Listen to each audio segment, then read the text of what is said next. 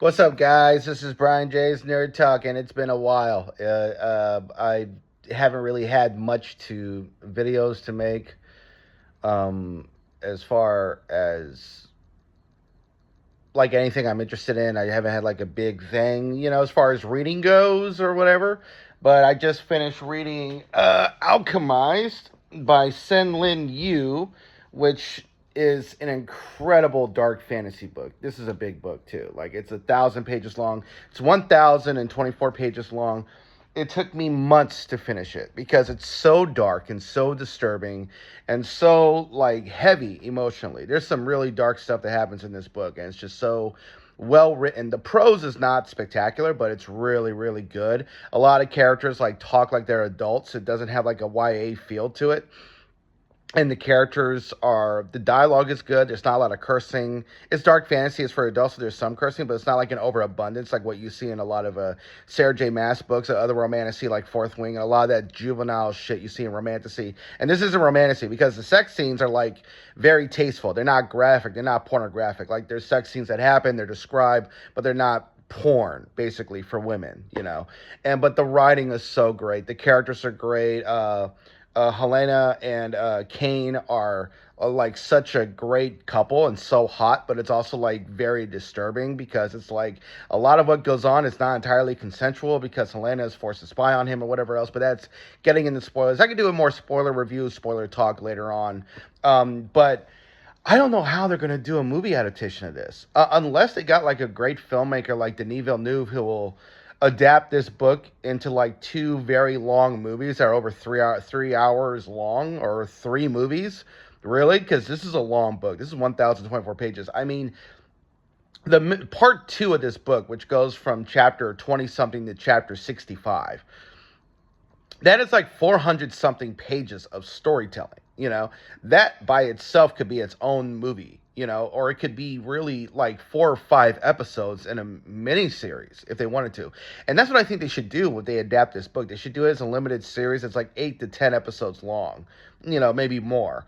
But a 2 hour movie, they're just going to remove so much stuff. But that's like in the far future because there's a movie deal. But SenLinYu, I mean, this started off as Harry Potter fan fiction called Manticore. I think that's what it was called. It was like very popular in the late 2010s. It came out in 2018.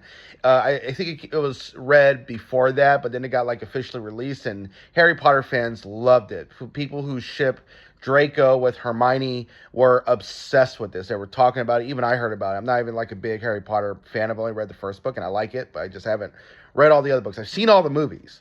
And I know Harry Potter is so popular that it started so many fan fictions that became books, like Cassandra Clare, who was making Harry Potter fan fiction that became the Shadowhunter book series. There's been a lot of people that love Harry Potter that grew up reading those books that have become writers in themselves that took their fan fiction and turned to actual books. But SenLinYu, I mean, her fan fiction became this book. It's the best of them all. And I actually like Shadowhunters.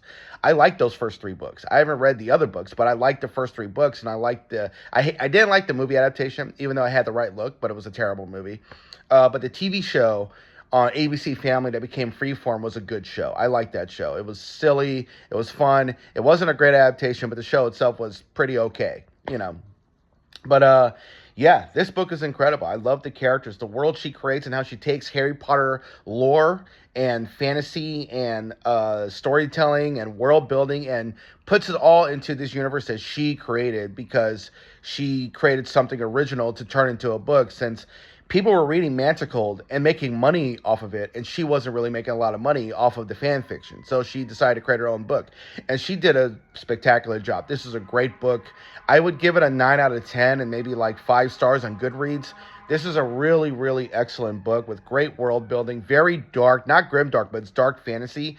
And the ending itself is it's tragic, but it's also hopeful. It's an uplifting ending. Things work out well for the two love interests, but like in a way that feels almost like a Pyrrhic victory, where they were successful in doing what they did, but it was at a massive cost to everything that happens in this war in Palladium. But anyways, these are my thoughts.